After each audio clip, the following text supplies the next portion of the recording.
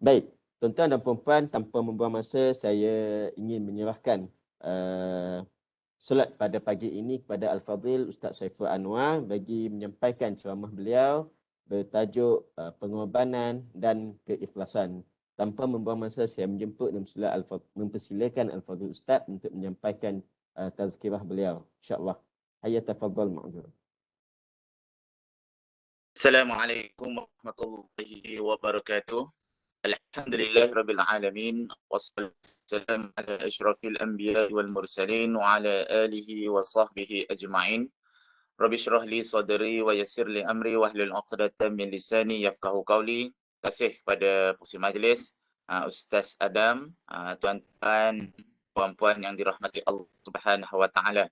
Alhamdulillah, bersyukur kepada Allah Subhanahu wa taala kita dapat berkumpul pada pagi ini seperti mana yang pengurusi maklumkan sehari. Baik, dalam keadaan sebenarnya kita berada dalam keadaan yang cukup genting. Saya semua tahu kita berada dalam keadaan cukup genting, tetapi dalam keadaan tersebut kita kena ingat juga ada beberapa peristiwa yang cukup penting dalam Islam. Ada beberapa sambutan, ada beberapa perayaan yang memang telah diletakkan di dalam kalender Islam, bukan untuk kita kata kita nak merayakan dalam keadaan situasi yang genting ini, tetapi sekurang-kurangnya kita kena ambil tahu, kita kena ambil ingat tentang apa yang telah diperintahkan oleh Allah Subhanahu Wa Taala. Baik, pejam celik. Ada orang kata Ustaz hidup 2020, 2021 tak ada Ustaz. Ada orang kata kalender saya tak ada. 2020, 2021 tak ada. Dan ini orang-orang cerita lah kan. Asal nak raya je kes naik Ustaz. Na'udzubillah min zalik. Itu semua apa yang telah Allah Subhanahu Wa Taala tentukan. Baik. So saya tertarik dengan apa yang telah dianjurkan pada bulan ini. Kita tidak lain dan tidak bukan sebenarnya untuk memperingati satu peristiwa yang cukup besar. Dalam keadaan memperingati satu peristiwa yang cukup besar sebenarnya, marilah sama-sama kita ingat bahawa sebenarnya kita ini nak masuk bulan Zulhijjah. Kita ni nak masuk Zulhijjah. Bila masuk Zulhijjah ni satu peristiwa, satu bulan yang cukup besar. Satu bulan yang cukup hebat bagi kita umat Islam. Orang kita dia ingat bulan yang hebat Ramadan. Betul. Kita ingat bulan Rejab, Syaban, Ramadan. Betul. Kita ingat. Tetapi yang paling kita tak boleh lupa sebenarnya Syawal. Sebab apa? Sebab kita nak menyambut kemenangan. Kita kata kita nak menyambut perayaan. Tetapi sebenarnya satu juga bulan yang cukup istimewa. Yang patut kita ambil tahu adalah berkenaan dengan bulan Zulhijjah. Memang dalam keadaan kita sibuk sebenarnya sekarang ini. Kita urus urusan dunia, kita nak jaga diri kita, lagi-lagi pihak hospital dalam keadaan cukup genting, kita sibuk. Semua dalam keadaan rushing, kita nak membantu, nak memberi perkhidmatan yang terbaik. Itu juga satu pengorbanan. Nanti kita nak kaitkan ibadah yang kita sambut, ibadah korban ini dengan apa yang berlaku dalam keadaan situasi sekarang. Orang kata signifikasi ibadah korban sebenarnya berkaitan dengan realiti hidup ketika ini. Baik. So untuk kita nak memperingati bulan Zulhijjah sebenarnya tidak lain dan tidak bukan kita kena semarakkan. Kita kena semarakkan bulan Zulhijjah. Firman Allah Subhanahu Wa Taala, "Zalika wa man yu'azzim sya'airallah taqwal qulub." Sadaqallahul azim. Baik. Pada hari ini sebenarnya kita ingat berzulhijjah. Kita peringat baik. Macam inilah. Macam orang nak masuk Ramadan dan bulan Rejab, Syaban, kita dah ingat dah berkenaan dengan bulan Ramadan, berkenaan dengan bulan Syawal. Begitu juga dengan bulan Zulhijjah. Kerana ada peristiwa agung. Baik. So, kita lihat. Ulama telah meletakkan bahawa bulan Zulhijjah. Bila sebut bulan Zulhijjah, kan hari ini 28. Tak lama dah. Ahad. Kita dah masuk 1 Zulhijjah. Dan bila kemuncak Zulhijjah tu 10 Zulhijjah. Bila keadaan 10 Zulhijjah tu maknanya dalam keadaan 10 Zulhijjah bermakna kita kata kita menyambut hari nahar, kemuncak seperti mana yang telah pengurusi sebutkan. Baik.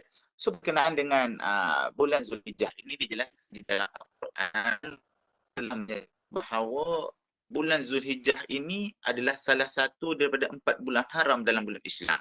Nanti kena tengok kenapa bulan haram. Baik. Seperti mana Allah jelaskan dalam surah Taubah ayat 36, A'udzubillahi minasyaitonirrajim. Inna iddatash syuhuri 'indallah isna asyara syahran fi kitabillah. Yauma khalaqas samawati wal ard minha arba'atun hurum. Sesungguhnya bilangan bulan di sisi Allah ada 12 bulan. Kita nak perkenalkan bulan Zulhijjah ni, kita kena tengok perintah Allah. Allah sebut apa? Sesungguhnya bilangan bulan di sisi Allah ada 12 bulan. Semua bulan istimewa. Dalam ketetapan Allah dia menciptakan langit. Allah ciptakan langit, Allah ciptakan perkara-perkara istimewa. Dan antaranya ada 4 bulan yang haram. Baik. Apa 4 bulan haram tersebut? Baik, disebut di sini 4 bulan haram yang dimaksudkan daripada ayat tersebut adalah sebagaimana telah dijelaskan oleh Nabi sallallahu alaihi wasallam. Nabi sebut 4 bulan haram ini apa dia? Az-zamanu qad istadara ka hay'atihi yawma khalaqallahu samawati wal ard. As-sanatu 12 syahran minha arba'atun hurum. Salasu mutawaliyatun Zulqa'dah, Zulhijjah wal Muharram wa Rajabu Mudhar alladhi baina Jumada wa Sya'ban. Baik. Tahun itu beredar sebagaimana keadaannya sejak Allah menciptakan langit dan bumi. Satu tahun itu ada 12 bulan Nabi sebut. Setahun ada 12 bulan, antaranya ada 4 bulan haram, 3 bulan berturut-turut. Kita nak kenal 3 bulan berturut-turut. Apa dia? Zulqa'dah, Zulhijjah dan Muharram. Dan satu lagi ada bulan apa? Bulan Rajab. Yakni bulan yang terletak di antara Jamadil Akhir dan juga bulan Sya'ban. Sahabat-sahabat yang dirahmati Allah Subhanahu Wa Taala. Zulqa'dah, Zulhijjah. Jadi sebenarnya bila kita nak masuk Zulhijjah ni ada 2 peristiwa besar ni.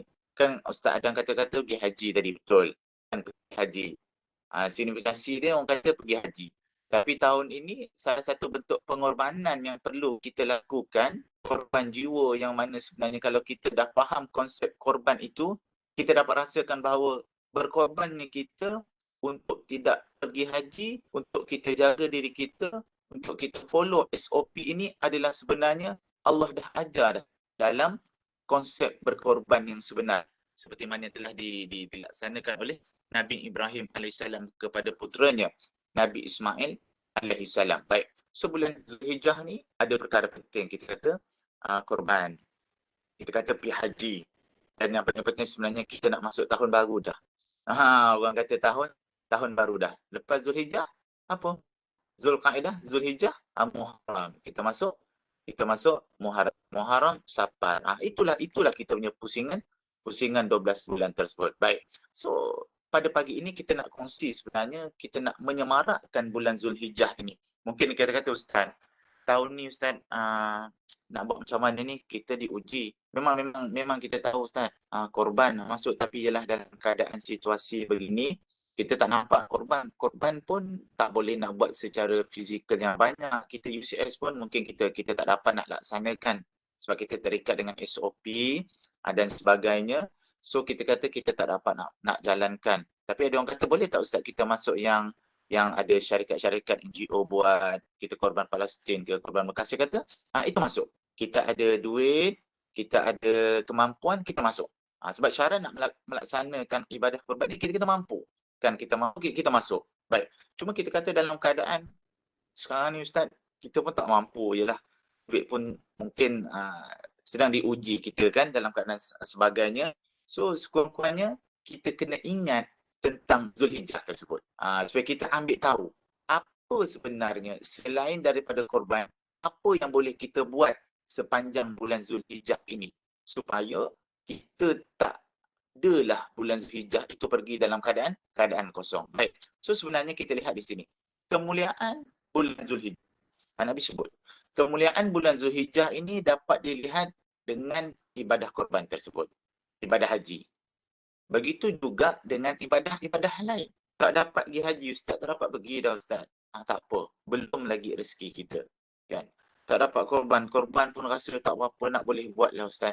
Kan? Orang kata kedudukan kewangan tak berapa nak kukuh. Tak apa, kita kata. Tetapi sebenarnya ada ibadah-ibadah yang lain. Seperti mana yang Nabi sebut, kita boleh banyakkan zikir. Kita boleh banyakkan takbir. Kita boleh banyakkan tahmid serta amalan-amalan soleh. Zikir. Zikir. Ala bi zikrillah tatma'innal qulub. Dengan zikir ni hati jadi tenang. Ustaz, nak zikir macam mana? Zikir. Zikir Allah ni banyak. Kan? Ada orang ni, dia zikir, kita muhasabah diri sebenarnya. Sebenarnya, dalam diri kita ni, kita ada zikir-zikir favourite kita. Kalau kita tanya semua orang dia ada zikir-zikir yang berbeza-beza. Amalkan. Tak salah. Kan ada orang kata, Ustaz, zikir paling favourite apa?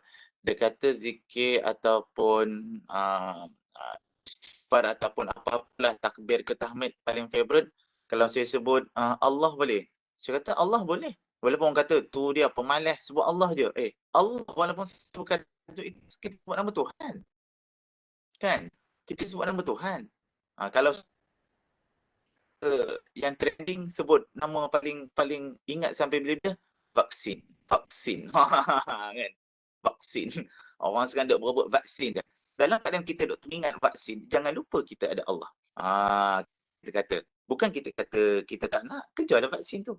Kan kita kata, tetapi kita kena memperbanyakkan zikir. Ada orang kata, subhanallah, walhamdulillah, wala ilaha illallah, wallahu akbar. Tak pun amalkan.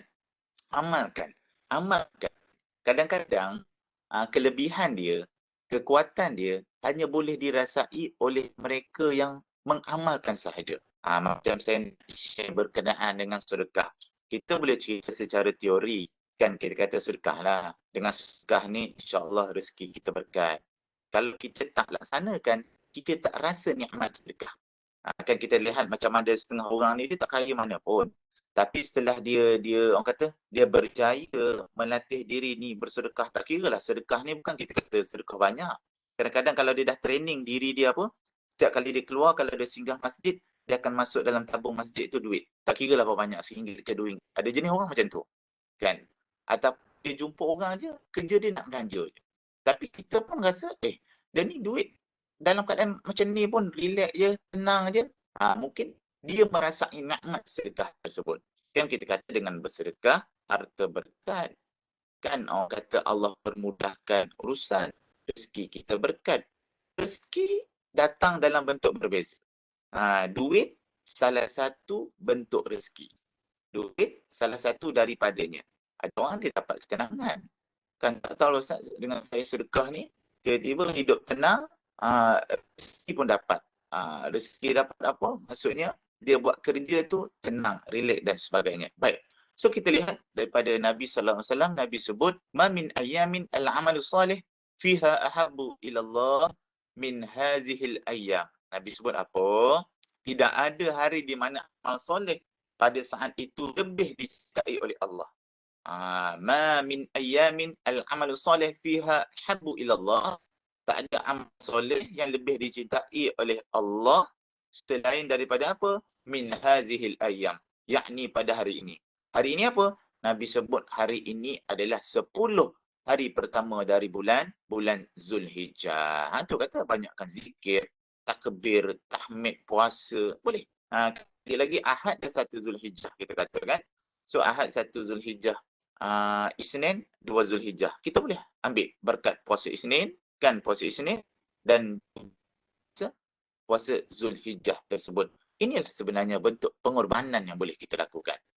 Bukan sekadar ibadah korban khusus menyembelih binatang tersebut, tetapi ibadah yang lain juga ia merupakan satu pengorbanan kita terhadap agama kita, agama Islam. Baik, sahabat-sahabat yang dirahmati Allah Subhanahu wa taala, Ibnu Umar radhiyallahu anhuma juga telah meriwayatkan bahawa Nabi pernah menyebut, Nabi pernah bersabda berkenaan dengan kekuatan kelebihan bulan Zulhijjah ini yang mana penuh dengan pengorbanan dalamnya. Nabi sebut apa? Ma min ayyamin a'zama indallah. Tidak ada hari yang lebih agung di sisi Allah yang amat dicintai oleh Allah untuk kita berbuat. Wala ahabba ilahi minal amal. Tak ada lagi Allah suka daripada kita buat amal dalam bulan ini. Fihinna min hazil ashar. Allah kata apa? Nabi sebut apa? dalamnya pada 10 hazihil ashri. Hazihil ashri dalam 10 Zulhijjah yang awal ini. Fa'aksiru fihinna minat tahlil. Nabi sebut, apa amal yang boleh kita buat? Fa'aksiru, perbanyakkan fihinna, dalamnya minat tahlil. Tahlil. Tahlil. Wat takbir. Dan banyakkan padanya takbir. Wat tahmid. Wat tahmid apa? Tahmid. Ini banyak. Kan? Ini semua ibadah khusus yang boleh kita buat untuk kita nak perkemaskan diri kita. Tahlil. Musim-musim sekarang ni memang masyarakat Melayu ni kita tak boleh lari daripada tahlil. Kan? Betul. Kan? Cuma kadang-kadang kita kena perbetulkan sikit. Betul dah betul. Kita masukkan balik dia. Tune tu kasih comel sikit balik.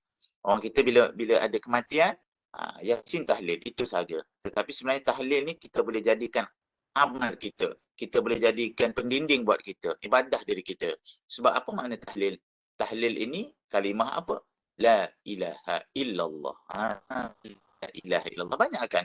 Kan 10 Zulhijjah nanti kita banyakkan. Nabi kata perbanyakkan tahlil.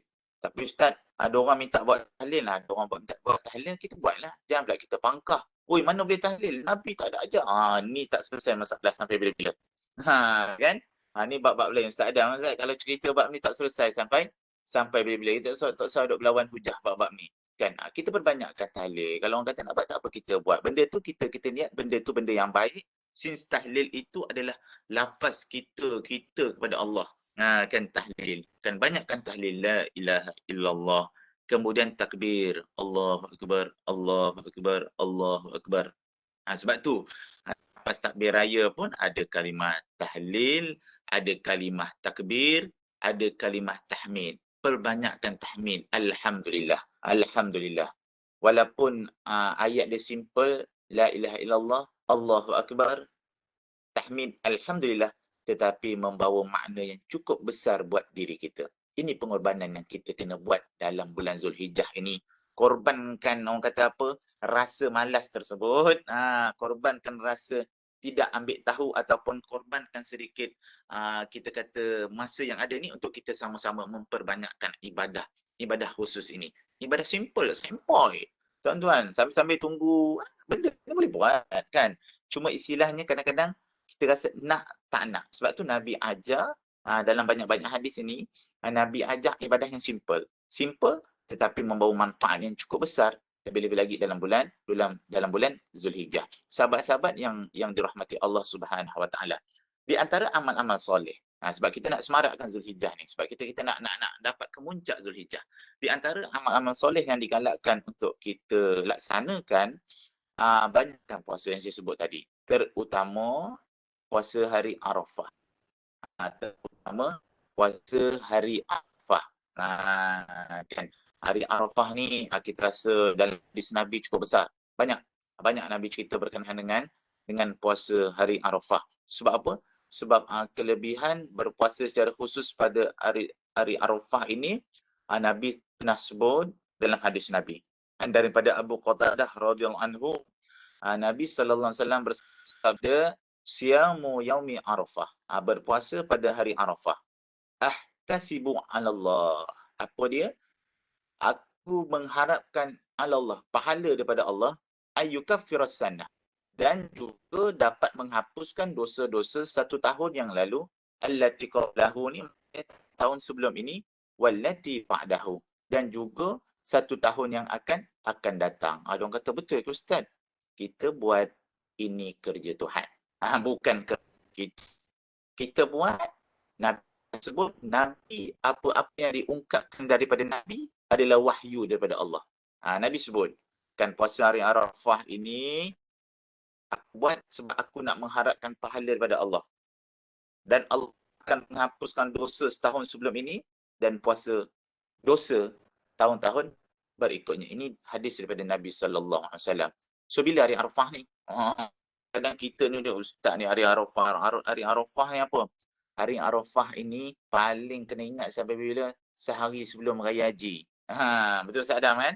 Kadang-kadang orang kita kata puasa 9 Zulhijjah. Orang dah pening 9 Zulhijjah ni hari apa pula dah. Orang Melayu kalau pening 9 Zulhijjah, ingat sehari sebelum raya.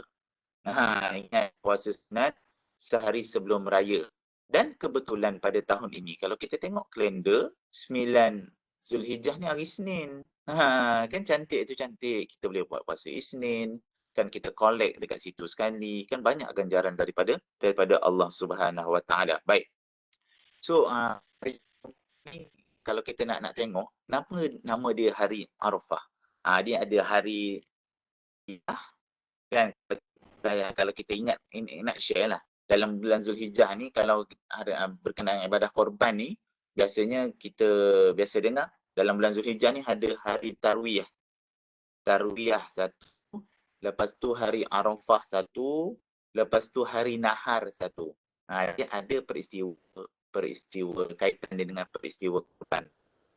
Hari Tarwiyah ni kita panggil, kalau ikut daripada perkataan Tarwiyah ni, fikir. Kan, hari fikir-fikir. Apa maksudnya hari fikir-fikir? Dia ada kaitan dengan apa yang telah Nabi Ibrahim mimpi. Kan, Nabi Ibrahim mimpi, Allah telah memerintahkan supaya melaksanakan ibadah korban terhadap anaknya. Dalam Zulhijjah itu, Nabi Ibrahim terfikir. Sebab time tu bila dapat perintah Allah mimpi je, Iblis dengan syaitan ni dia cepat. Iblis ni dia cepat. Dia kata, betul ke apa, betul ke? Maka Nabi Ibrahim pada ketika dia fikir, ini perintah Allah. Bukan orang kata apa, perkara-perkara yang biasa. Ini adalah amanah Allah.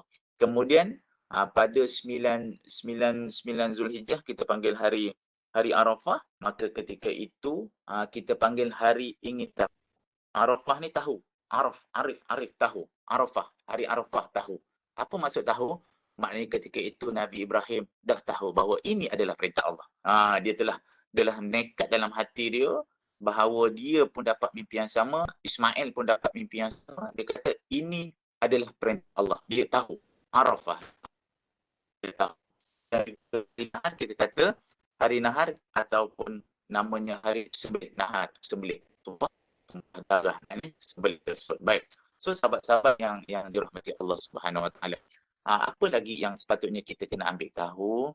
Yang kita kena ambil tahu sebenarnya Zulhijjah tidak lain dan tidak bukan mengajak kita. Dalam bulan Zulhijjah ini mengajak kita. Dia macam nilah. Kan kalau dalam kita nak menyambut Ramadan, banyak ibadah kita buat. Kan dah banyak ibadah kita buat sebab ada hadis-hadis, ada orang kata ada dalil khusus berkenaan ibadah dalam bulan Ramadan. Sebenarnya dalam Islam begitu juga bulan Zulhijjah. Begitu juga bulan Zulhijjah. Kita berpuasa, kita dengan Allah Subhanahu Wa Taala, kita menjaga orang pakai miskin, kita bagi makan. Itu kelebihan puasa. Kelebihan yang ada pada bulan Ramadan sebab Al-Quran dan sebagainya. Tapi bulan Zulhijjah ini kita nak didik diri kita dengan Allah di samping belajar erti pengorbanan. Orang pergi haji ni sebenarnya ibadah dia lagi besar kan, sebab dia mengajar erti pengorbanan. Apa maksud pengorbanan? Pengorbanan dia kena tinggalkan anak bini dia. Kan? Kena tinggalkan anak bini. Sebelum ni tak boleh pisah. Kan lelaki dapat surat pergi kursus, mula pening. Aduh, Ana ni bila orang panggil pergi kursus 4 hari ni pening Ustaz. Nak ejah dengan orang rumah. Kenapa pula? Kursus 4 hari sebelum kursus orang rumah tak cakap dah. Sebab apa? Dia kata abang ni asyik kursus je. Kan? Dan akhirnya kita begitu memerlukan pengorbanan. Betul Ustaz? Memerlukan pengorbanan. Orang pergi haji ni memerlukan pengorbanan. Pengorbanan maknanya harta yang kita sayang. Apa harta yang kita sayang? Anak bini kita lah. Kan orang yang paling hampir dengan kita. Kalau kita belum kahwin, kita dapat apa? Seruan haji, kita kena tinggalkan family kita, mak ayah kita. Dalam keadaan sebenarnya kita kena jaga dia. Contoh, kan? Begitu juga ibu bapa, kalau dapat panggil haji, dia kena berkorban tinggalkan anak-anak cucu-cucu dia dalam keadaan dia menjaga.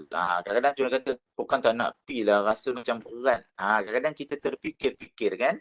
Sebab itulah namanya pengorbanan orang pergi haji. Yang kedua, dari sudut kewangan. Kan, pengorbanan kewangan. Kalau kita kata kita tak boleh nak korbankan duit yang ada, kita tak boleh nak pergi ataupun melaksanakan ibadah haji. Yang ketiga, dari sudut pengorbanan kesihatan, kita kena jaga kesihatan kita.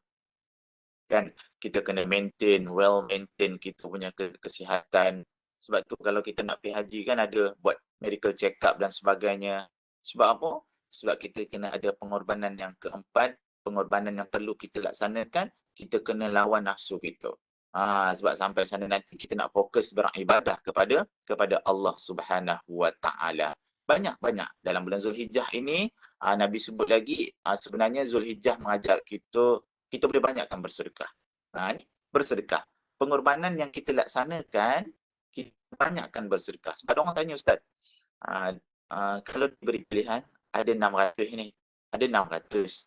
Yang ada 600. Kalau diberi pilihan, nak laksanakan ibadah korban ke, ataupun nak bantu sahabat-sahabat yang susah kiri kanan rumah kita. So ada nak buat mana, Ustaz?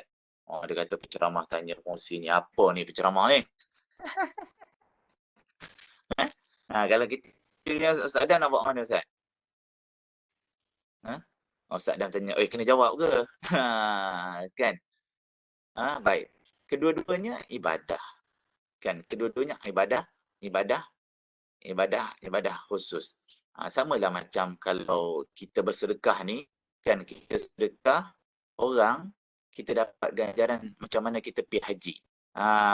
Kan kita membantu orang. So kita fikir, kalau kita rasa alhamdulillah orang kiri kanan rumah kita makan semua cukup, kita ada duit yang terbaik, kita boleh laksanakan ibadah korban. Tapi kita kata Ustaz nak masuk ibadah korban, tapi rupa-rupanya tengok ada orang kiri kanan tak makan dan sebagainya. Boleh tak kita tangguhkan ibadah korban tersebut, kita laksanakan, kita buat derma lah Ustaz, nak jadi sukarelawan, kita beli barang bagi orang makan dan sebagainya. Sebenarnya itu adalah yang terbaik. Itu pengorbanan kita sebenarnya.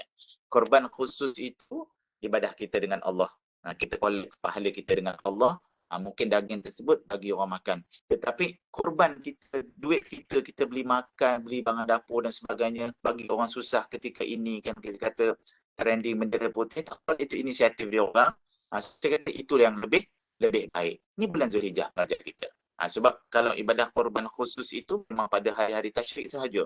Tetapi pengorbanan yang umum ini, kita kata yang tajuknya perlukan keikhlasan, yang akhirnya kita nak dapat redha Allah ini, perlu dilakukan secara berterusan. Baik. Selain pada ibadah sunat, sebenarnya bulan-bulan Zulhijjah ini Islam juga mengajar kita supaya kita sentiasa bertakbir. Nampak? Kan bertakbir. Takbir ni apa? Allahu Akbar. Allahu Akbar. Kita bertakbir bermula selepas solat subuh 9 Zulhijjah. Bila 9 Zulhijjah, maknanya 9 Zulhijjah tu hari Arafah lah, sehari sebelum Raya Haji. Kadang orang kita dia tak faham konsep. Bukan dia mungkin dia termiss kan bab-bab ilmu ni, kan dia termiss, dia kata, "Oi, belum Raya Haji, petang dah takbir dah." Marahnya Ustaz. Tak besok Raya Haji, malam ni baru takbir. Itu untuk hari raya Aidil Fitri. Kan selepas maghrib kita bertakbir sehinggalah sebelum kita melaksanakan solat sunat Aidil Fitri. Tetapi bagi Zulhijjah, bagi Aidul Adha, kita disunatkan bertakbir bermula selepas solat subuh 9 Zulhijjah. Sehinggalah tenggelam matahari 13 Zulhijjah. Maknanya hari tasyrik 10, 11, 12, 13. Selepas sehingga tenggelam matahari. Maknanya lepas maghrib 13 Zulhijjah itu kita dah tidak bertakbir lagi. Maknanya takbir khusus, takbir kita ni lah.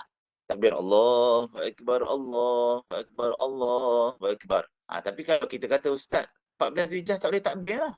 Takbir je lah terus. Dan zikir itu ibarat zikir kita. Allahu Akbar, Allahu Akbar, Allahu Akbar, Allahu Akbar. Baik. So perkara ini dijelaskan oleh Nabi sallallahu alaihi wasallam. Nabi sebut, kana yukabbiru min yaumi Arafah salatul ghadah wa yaqta'uha salatul asri akhir ayyam tasyrik. Baginda sentiasa bertakbir. Ini amalan Nabi. Kita dapat sunnah Nabi, kan? Kita nak ikut sunnah Nabi, kita kena korbankan diri kita, kita nak ikut sunnah Nabi. Apa Nabi kata apa? Baginda sallallahu alaihi wasallam sentiasa bertakbir pada hari Arafah selepas solat subuh dan menghentikannya selepas solat asar hari tasyrik. Baik, itu di antara kelebihan bulan Zulhijjah. Baik. So, kita nak kongsi selain daripada kelebihan bulan Zulhijjah. Kita chapter pertama, kita nak kenal Zulhijjah. Kita masuk chapter kedua, apa yang terkandung khusus dalam bulan Zulhijjah itu yang kita sebut ibadah korban. Yang kita sebut ibadah korban yang akhirnya akan meningkatkan, yang akhirnya akan mengumpul ibadah kita kepada Allah Subhanahu Wa Taala, ganjaran kita kepada Allah Subhanahu Wa Taala. Kalau sebut korban, kita kena ingat satu ayat Al-Quran yang simple tetapi manfaat cukup besar. Pendek Al-Quran ni. Dulu kalau saya kat sekolah, kan darjah 3, darjah 4, darjah 5, kalau ustaz kata, apa jadi imam? Kita surah ni, kita baca. Kadang-kadang Qul Huwallah pun tertinggal. Qul a'udzu birabbil tertinggal juga kan. Qul ya ayyuhal kafirun, itu lagi jangan. Itu memang surah perangkap kalau dulu kita belajar. So apa tak jumpa jalan pulang. Qul ya ayyuhal kafirun antara surah-surah yang last kita baca. Ini surah apa? Kita baca inna a'tainakal kausar. 3 ayat. Inna a'tainakal kausar fasalli li rabbika wanhar inna syani'aka huwal abtar. Boleh baca. Kan sekarang ni masjid tak boleh guna kan untuk solat. Kan kita kata dengan kes semakin banyak ni. So sebenarnya dia punya hikmah pengorbanan kita tak pergi masjid ni, kan pengorbanan kita apa dia? Kita tak boleh nak pergi masjid. Tetapi kebaikan apa dia? Kita boleh solat berjemaah dekat rumah. Inilah waktu dia. Rasa-rasa kalau dah masjid boleh buka, kedai mamak dah boleh buka, dapat tak kita buat apa yang ada sekarang? Saya tanyalah, ni bukan kajian ilmiah yang ada data, tak ada data. Just kita share sembang-sembang, dia kata sebenarnya itulah hikmah dia. Kan Ustaz? Kalau tak laki ni, tu dia, papa maghrib mamak. Kan mamak, lepak minum kadang-kadang kan. So sekarang ni dapatlah solat berjemaah bersama. Baik, so kita nak tengok berkenaan dengan ibadah korban ini. Allah Subhanahu Wa Taala telah menyebut bahawa ibadah korban ini adalah termasuk ibadah khusus yang cukup istimewa. Ibadah khusus yang cukup istimewa yang ada pada bulan Zulhijjah. Korban adalah satu ibadah yang dilaksanakan pada hari raya Aidil Adha. Lepas solat bermula sehinggalah hari-hari tasyrik. Bahkan sebenarnya Aidil Adha sendiri membawa erti sembelihan korban. Aidil Adha sendiri membawa pengertian korban dekat situ. Bahkan sebenarnya menyembelih binatang ternakan seperti lembu, kambing, orang kata Ustaz, ada kat tempat kita jalan kerbau, jalan kan mengikut syarat-syarat tertentu, itulah namanya ibadah korban. Baik. So kita ambil iktibar sebenarnya ibadah korban yang kita laksanakan pada hari ini bersandarkan, berkisahkan kepada kisah yang cukup agung. Kan kita tahu kisah Nabi Ibrahim, Nabi Ismail alaihissalam. Tapi ingat tak gitu? Sebenarnya siapa manusia pertama yang melaksanakan ibadah korban? Ni soalan cepat. Pagi Jumaat ni Ustaz duk tanya lah. Orang pagi ceramah dia duduk tanya mana ada. Ada orang macam tu. Ustaz ni orang duduk ceramah, suruh ceramah dia ngada-ngada kan. So ibadah korban yang pertama dalam dunia. Siapa boleh catat kat chat? Boleh jawab. Nanti hadiah minta kat Ustaz Adam. Kan, baik. Ibadah korban pertama dalam dunia. Apa dia? Ibadah korban pertama dalam dunia adalah dalam peristiwa Habil dan Qabil. Bukan bunuh. Bunuh itu dia punya kemuncak kemarahan. Kan ini kisah Habil dan Qabil ini putera Nabi Adam. Kan satu ketika Nabi Adam ni duduk di kawasan pergunungan, di kawasan bukit-bukit yang mana cukup cantik tanahnya dekat situ. Maka Allah telah memerintahkan kepada Nabi Adam supaya anak ataupun puteranya Habil dan Qabil untuk mempersembahkan ibadah korban kepada Allah Subhanahu Wa Taala. Kan maka Nabi Adam pun sebut, wahai putraku, sembahkanlah korban kepada Allah Subhanahu Wa Taala. Maka Qabil dan Habil pun dia persembahkanlah korban yang mana seperti diminta oleh Allah Subhanahu Wa Taala. Korban Habil ni dia korban apa? Habil ni dia gembala kambing. Kan dia punya tugas, dia punya kerja, dia punya tu dia gembala kambing. Kan harta yang banyak dia mengembala kambing. Maka Habil ni dia korban seekor kambing. Dan Qabil ni buat apa pula? Qabil ni dia ada satu tanah yang cukup besar. Dia menjadi petani. Dia ada gandum, dia ada pokok buah-buahan dan sebagainya. Maka ketika itu Allah minta supaya mereka melaksanakan ibadah korban. Maka hari yang diminta hari untuk persembahkan ibadah korban tersebut, maka Habil pun dia bawa lah seekor kambing.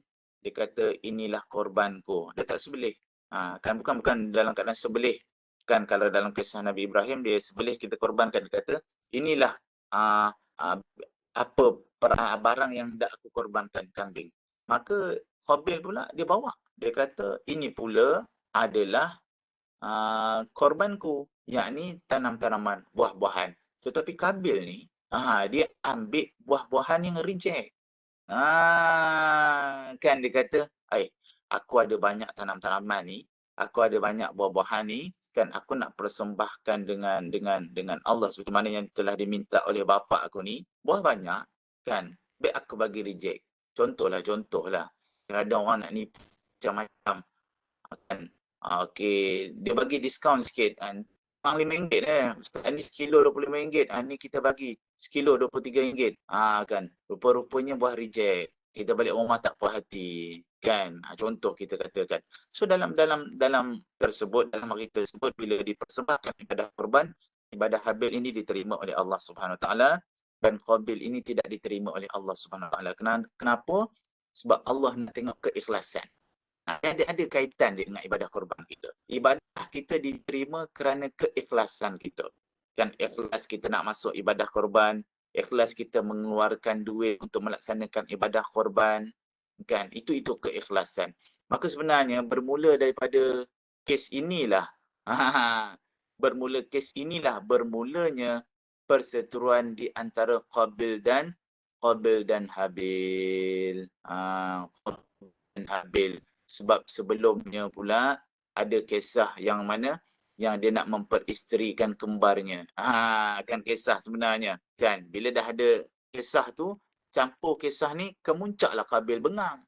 Kemudian itulah dia nak membunuh Habil. Peristiwa pertama dalam Islam pembunuhan, kisah Qabil dan Habil. Baik. So ini kita tengok, kita flashback korban yang pertama yang Allah minta tadi daripada Qabil dan Habil. Baik.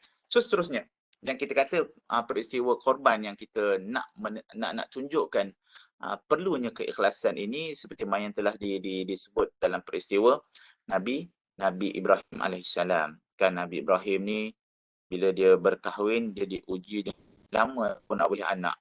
Kan lama baru nak boleh anak. Kan lama nak boleh anak. Dan bila boleh seorang putera yang bernama Ismail, maka ketika itu Allah uji lagi kekuatan dengan Allah memerintahkan supaya disembelih puteranya. Kan. So dalam peristiwa sembelih tu macam-macam lah. Kan macam-macam yang berlaku. Saya nak pendekkan cerita. Dalam hari nak pergi sembelih tu pun Nabi Ibrahim dan juga isterinya Siti Hajar. Kan, isterinya Siti Hajar ketika itu dan juga anaknya Ismail dalam keadaan nak pergi menyembelih itu juga ketika itu dikelilingi oleh iblis laknatullah. Iblis ni kerja dia. Kan, iblis ni kerja dia. Dalam nak beribadah pun dia ada kacau kita. Sebab tu tuan kata ustaz nampak macam mana iblis ni nak kacau. Nabi pun iblis duk hasut. Ini kan kita cuma beza Nabi dan Rasul ini iblis dia general. Kan. Baik. So ketika dia dapat perintah, kan time tu saya tertarik dalam peristiwa yang panjang tersebut. Nabi Ibrahim mimpi, maka pada hari penyembelihan tersebut dia nekat nak pergi sembelih tersebut. Dalam keadaan nak pergi sembelih tersebut, sehari sebelum tu maka Hajar, mak kepada Nabi Ismail, tahu ini semua perintah Allah. Mereka semua dah bersedia. Nabi Ismail didandan cantik-cantik. Pakai baju cantik-cantik. Kan? Kadang-kadang kalau kita kata ikut logik macam mana ni ustaz? Inilah Nabi dan Rasul kita tak tahu. Keimanan mereka sampai tahap itu bila dapat perintah Allah, pengorbanan yang dilakukan, keikhlasan kerana semata-mata kerana Allah Subhanahu Wa Taala. Maka dalam keadaan nak pergi tersebut, maka Ibrahim pun bawa Nabi Ismail nak pergi ke tempat yang orang pergi haji ni tahu lah dia akan bermalam di Mina. Lepas tu ada tempat penyembelihan binatang dekat sana. Kan? Maka ketika itu Ibrahim pun bawa lah. Dia ambil sultas tali, dia bawa Ismail ke tempat yang namanya Mina. Bila dapat dia nampak macam tu, Iblis yang paling tak puas hati ni. Dia kata jadi pula Ibrahim ni deh. Aku bahas berapa hari. Start daripada 8 Zulhijjah. 9 Zulhijjah. Dah masuk 10 Zulhijjah ni. Tak puas hati macam mana dia boleh follow lagi perintah Allah. Tetapi Iblis ni dia punya terbaik. Minta maaf ayat saya nak sebut. Iblis ni dia punya kekuatan ni dia tidak mudah putus asa untuk menghasut manusia. Orang kata kan, dia punya sifat positif dia tak mudah putus asa. Negatif dia, jahat dia nak menghasut manusia. Kan. So dalam keadaan tersebut pun dia pergi lagi. Iblis pergi kat Nabi Adam. Kan dalam perjalanan tu dia sempat bisik lagi. Wahai Ibrahim, ke Adam. Wahai Ibrahim. Dia kata, wahai Ibrahim, tengok Ismail tu. Kan nampak dia kecil. Betul ke kau sembelih? Macam itulah lah minit kan ya Allah. Sampai hatilah. Kan apa? Kita nak korbankan benda kesayangan kita. Contohlah kita nak jual kereta ke, tak kira lah. Kita nak jual barang-barang, kita nak let go barang-barang kita kan. Bila dekat ujung-ujung mesti kita kata, rasa sayang pula lah Ustaz. Kan betul tak? Begitu juga. Iblis ni kerja dia macam itulah. Dia kata, wahai Ibrahim, tak nampakkah anak kau yang masih kecil? Lama kau nak boleh anak. Kau berdoa kepada Allah. Tapi kenapa dengan mudah-mudah kau nak sembelih anak kau bernama Ismail? Tapi Nabi Ibrahim, itulah kata keikhlasan yang ada pada Nabi Ibrahim ni. Dia tahu itu perintah Allah. Korban dia nak ikhlas. Dia kata, benar. Akan tetapi sebenarnya Allah dah perintahkan aku. Ini perintah Allah. Ini perintah Allah. Lepas dengar kata Iblis kata tak boleh jadi. Iblis dia ambil step kedua. Step kedua dia kata, dengan Ibrahim tak jadi ni aku nak ejah bini dia. Orang perempuan ni dia bila jelek sikit, buat macam ni dia cair. Kan. So dia pergi kepada Siti Hajar. Dia pergi Siti Hajar, dia datang Siti Hajar, dia bisik-bisik. Saya nak share kisah ni supaya kita kena faham konsep nak berkorban ni kena ikhlas. Kena ikut betul-betul. Kan. Kena betul-betul lawan tu, dia kena ikhlas. Barulah sebenarnya ibadah kita tu akhirnya diterima oleh Allah Subhanahu Wa Taala. Dia pergi kat Siti Hajar, dia kata, wahai Hajar, kenapa kau boleh senang-senang kat sini? Okey, dalam peristiwa penyembelihan tersebut Siti Hajar tak pergi. Dia duduk rumah, tinggal rumah. Kan Ibrahim kata, kau tinggal rumah, duduk rumah. Dia tahu kalau ada seorang ibu mana mampu untuk melihat peristiwa sebesar itu. Dia kata, Ibrahim pergilah kat rumah tu, dia kata, wahai Hajar, macam mana pula engkau ada kat sini? Kenapa engkau boleh tenang-tenang, kau sikat rambut, kau bagi pakaian yang baik kepada anak engkau yang ketika itu umur 8-9 tahun. Kau nak tengok Ibrahim menyembelih anak engkau dalam keadaan begitu. Takkan kau boleh relax kat sini? Macam itulah Iblis kata. Ibrahim pula dan tiba-tiba dia pegang pisau dan sebagainya nak sembelih anak kau. Maka Siti Hajar ini dia memang isteri Nabi Ibrahim yang memang dah dididik iman yang cukup kuat. Maka Hajar pun kata, jangan bohongi aku. Jangan bohongi aku. Wahai Iblis, mana mungkin seorang ayah akan menyembelih anak ni. Siti Hajar dia kuat iman dia. Walaupun dapat perintah macam tu, mana mungkin seorang ayah nak sembelih anaknya. Iblis kata, kalau macam tu, kenapa Ibrahim bawa tali, bawa pisau nak pergi sembelih? Siti Hajar pun berkata, untuk apa dia nak sembelih anaknya? Okey. Dia tanya balik Iblis, tapi untuk apa nak sembelihnya? Maka Iblis pun kata, dia sembelih tu, dia kata konon dia percaya Tuhan yang perintahkan. Dia kata ini mimpi daripada Allah. Allah suruh sembelih. Iblis cakap kat Siti Hajar. Sebab Siti Hajar tanya tadi, okey, kau dah nampak dah, dia bawa tali, dia bawa pisau, untuk buat apa? Kenapa Ibrahim betul-betul nak sembelih Ismail tersebut? Iblis jawab, sebab dia kata ni Allah suruh lah. Kan, Ibrahim kata ni perintah Allah. Kan, baik. Maka dengan itu Siti Hajar pun tegas, betul lah. Itulah yang jawapan dia. Sebab apa? Sebab Nabi-Nabi, Rasul-Rasul yang mana Allah turunkan tidak pernah diperintahkan oleh Allah untuk melaksanakan perkara-perkara yang batil. Mana perkara-perkara yang tak betul. Kalau kita tengok dalam peristiwa Nabi Nuh, kisah Nabi Nuh, bila mana Allah perintahkan buat kapal. Ke atas gunung tu tiba-tiba buat kapal, dia katakan banjir besar. Tetapi Nabi Nuh tak pernah untuk tidak mendengar kata-kata Allah. Adalah sebab. Itu Siti Hajar. Kata, mana mungkin Nabi-Nabi yang Allah perintahkan buat suatu perkara ini, Allah akan perintahkan buat benda tak betul. Kan. Maka bila dah dengar macam tu, Iblis kata tak boleh jadi ni. Tak boleh jadi, dia kata surrender dah. Dengan Siti Hajar pun dia surrender. Kemudian dia pergi bisik dekat Ismail pula. Dekat Ismail, Kak Ismail yang kanak-kanak tadi tu, anak Nabi Ibrahim. Kemudian dia kata, wahai Ismail, kau tak sedar ke? Dan dalam kau kanak-kanak ini, kawan-kawan yang lain semua sedang bermain dalam keadaan seronok, kan? Tiba-tiba ayahmu kata nak sembelih leher engkau.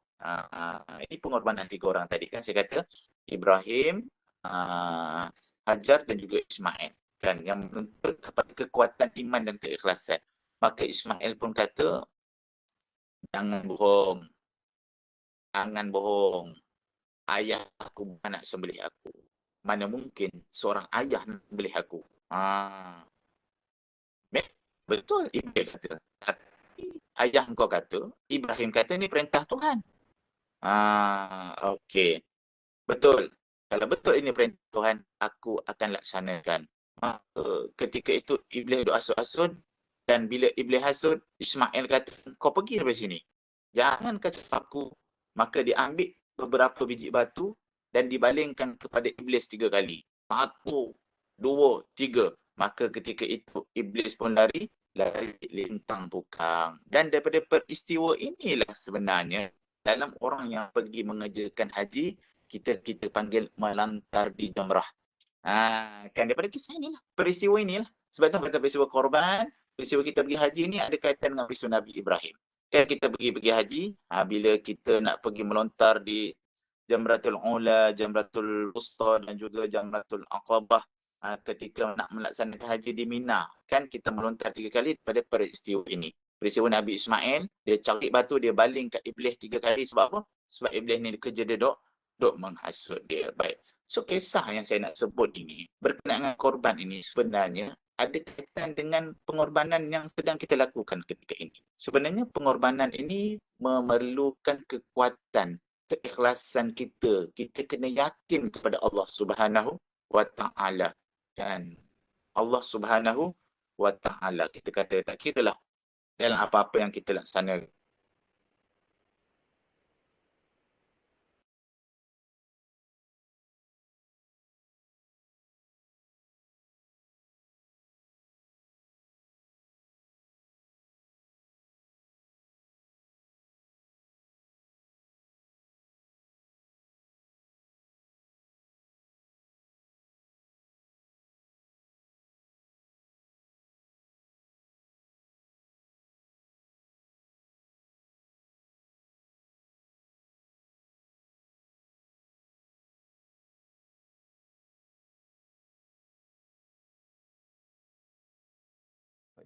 Penceramah kita ada sikit masalah teknikal.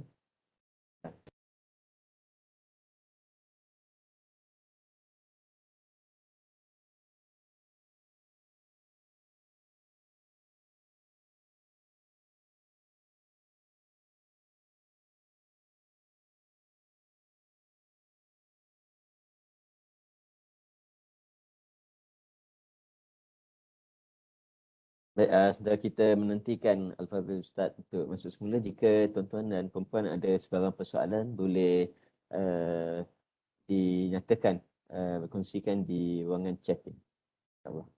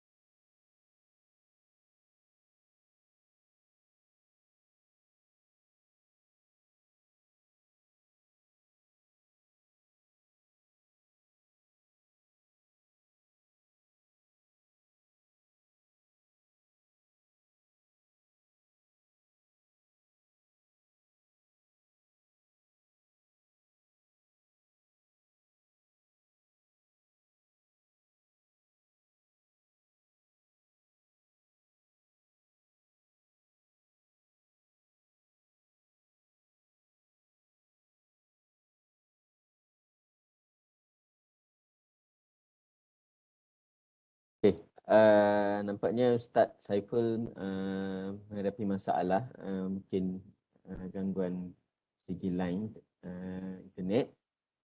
Baik, saya nampak ada satu soalan di sini. Okey, jika ada soalan lain, saya cuba berhubung dengan Ustaz Saiful untuk tengok feedback bagaimana.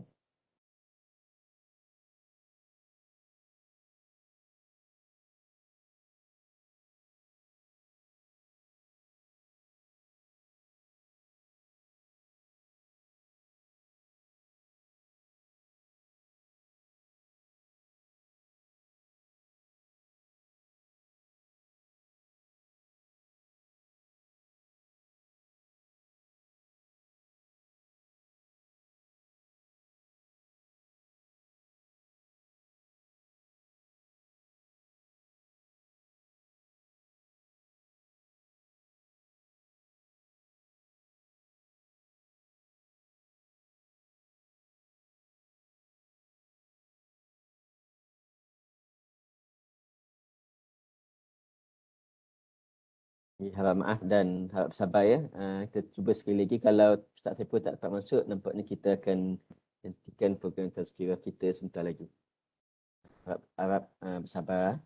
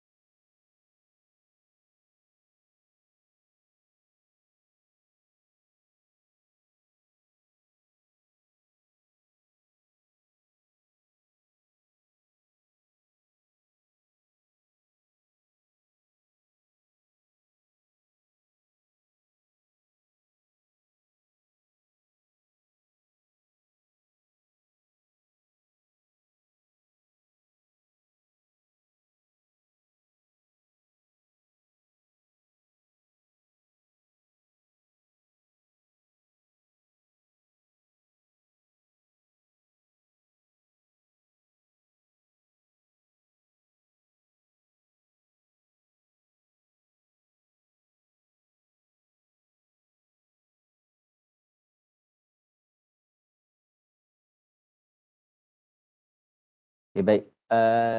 Untuk persoalan berkenaan dengan bolehkah korban itu dijadikan akikah anak? Baik. Korban dengan akikah adalah merupakan dua ibadah khusus yang berbeza. Kalau akikah tidak ditetapkan pada masa, jadi sekiranya berhasab untuk mengadakan korban ataupun akikah atau nak mengadakan akikah pada korban, itu tidak menjadi masalah, tetapi tidak boleh tidak boleh meniatkan binatang ataupun bahagian korban itu sebagai akikah. Namun kalau salah contoh adalah seekor lembu, kita masuk satu bahagian seekor lembu tu, adakah dibenarkan untuk ada bahagian akikah, ada bahagian korban? Tidak ada menjadi masalah. Nah, tetapi sekiranya kita niatkan untuk kita masuk bahagian korban itu sebagai akikah, tidak bolehlah, kerana akikah dan korban adalah dua ibadah yang berbeza dengan maksud yang tertentu. Kalau kita tengok, korban adalah satu, kita masuk bahagian korban tu dengan niat tujuan untuk kita memberi daging fresh kepada orang-orang yang memerlukan, kepada fakir miskin dan sebagainya. Sedangkan akikah tu dengan niat kita nak masak akikah tu dengan niat sebab kita baru terima contoh kelahiran cahaya mata, anak baru terima menimang cahaya mata, jadi kita nak buat akikah. Kita akikah tu gunakan, kita boleh buat anytime sebenarnya. So, dan kita boleh masak dan bagi makan kepada orang tetamu yang hadir. InsyaAllah.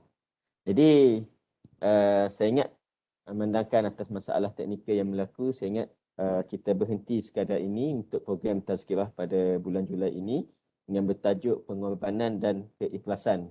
Mudah-mudahan dengan sedikit perkongsian yang disampaikan oleh Al-Fadhil Ustaz, bagaimana Ustaz menceritakan pengorbanan yang dilakukan oleh para nabi-nabi, termasuk juga kita lihat kisah bagaimana Nabi Ibrahim AS yang diperintahkan oleh Allah Subhanahu Wa Taala untuk menyembelih anaknya Nabi Ismail AS, walau bagaimanapun akhirnya untuk tujuannya tidak lain tidak bukan untuk melihat sejauh mana tahap keimanan dan melihat mengukur sejauh mana kita sanggup berkorban melaksanakan perintah Allah Subhanahu Wa Taala. Maka akhirnya Allah Subhanahu Wa Taala menggantikan perintah tersebut dengan memerintahkan supaya menyembelih kibas ataupun binatang-binatang ternakan. Baik, seperti kambing, lembu, unta dan sebagainya. Jadi daripada peristiwa inilah yang kita laksanakan sekarang daripada ibadah korban, kita menuntut pada peristiwa daripada apa yang telah dilaksanakan oleh Nabi-Nabi, daripada apa yang telah dilaksanakan oleh Nabi-Nabi kita terdahulu, insyaAllah. Jadi mudah-mudahan dengan sedikit perkongsian berkenaan dengan ibadah korban, kita dapat simpulkan bahawa setiap pengorbanan yang kita lakukan perlulah pertama sekali adalah kerana atas perintah Allah Subhanahu Wa Taala. Jadi bagaimana dalam soalan kehidupan kita seharian pada hari ini, kita bekerja kerana menunaikan satu tuntutan ibadah. Sebenarnya kerana kerja itu merupakan salah satu ibadah. Apatah lagi kalau kerja yang kita lakukan pada hari ini, kita bekerja sebab kita merupakan sebahagian daripada barisan petugas kesihatan ataupun petugas barisan hadapan dalam memberi rawatan kepada masyarakat yang mengalami masalah seperti masalah kesihatan dan sebagainya. Kita berkorban, sanggup berkorban masa kita, berkorban tenaga kita dan sebagainya. Semua orang penat sekarang ni. Semua orang penat dengan kes yang semalam tiba-tiba macam nak naik semula pada 8,800 lebih kes dan sebagainya. Semua orang penat. Namun kena ingat, biarlah pengorbanan yang kita lakukan itu mestikan niat kita ikhlas kerana kita menurut perintah Allah Subhanahu Wa Taala. Kerana Allah Subhanahu Wa Taala dan juga Nabi SAW menuntut pada kita untuk melakukan berbuat baik sesama insan, sesama makhluk. Berbuat baik pada sesama makhluk, maka itu adalah salah satu perintah daripada Allah Subhanahu Wa Taala, salah satu daripada apa yang dituntut oleh baginda Nabi SAW. Jadi kita niatkan pengorbanan yang kita hadapi ini, pengorbanan yang kita lakukan ini adalah semata-mata kita mengikut perintah Allah Subhanahu Wa Taala. Dengan mudah-mudahan niat kita tersebut ikhlas, kita pengorbanan yang kita lakukan ini adalah ikhlas kerana Allah Subhanahu Wa Taala, dan mudah-mudahan Allah Subhanahu Wa Taala menerima pengorbanan ataupun amal yang kita lakukan dan dikurniakan ganjaran yang setimpal di hari akhirat kelak, insya-Allah. Sekian saja pada sesi tazkirah pada bulan ini. Saya selaku pihak penganjur mengucapkan jutaan terima kasih kepada tuan-tuan dan puan-puan kerana sudi meluangkan masa untuk mengikuti program tazkirah pada hari ini. Mudah-mudahan segala manfaat dapat kita ambil bersama. Segala yang buruk itu datang daripada Allah Subhanahu Wa Taala. Segala yang baik itu datang daripada Allah Subhanahu Wa Taala, dan segala yang buruk itu datang atas kelemahan di kami sendiri. Saya mohon ampun dan maaf jika ada salah silap ataupun kekurangan sepanjang menganjurkan program hari ini. Jadi tuan-tuan yang belum mengisi link kehadiran boleh mengisi pada yang kita lihat pada ruangan chatting, insya-Allah. InsyaAllah kita jumpa lagi pada bulan hadapan dengan tajuk berkaitan dengan hijrah. Mengandangkan kita akan masuk tahun baru pada tahun depan, pada bulan depan, insyaAllah, bulan Muharram. Jadi aku liqauli hadza wa astaghfirullahal azim li wa lakum. Kita akhiri program kita dengan tasbih kafarah dan surah Al-Asr. Subhanakallahumma wa bihamdik asyhadu an la ilaha illa anta astaghfiruka wa atubu ilaik. Bismillahirrahmanirrahim. Wal 'asr. Innal insana lafi khusr illa allazina amanu wa 'amilus solihat wa tawasaw bil haqq wa tawasaw bis sabr. Wabillahi taufiq wal hidayah. Wassalamualaikum warahmatullahi wabarakatuh. Terima kasih semua.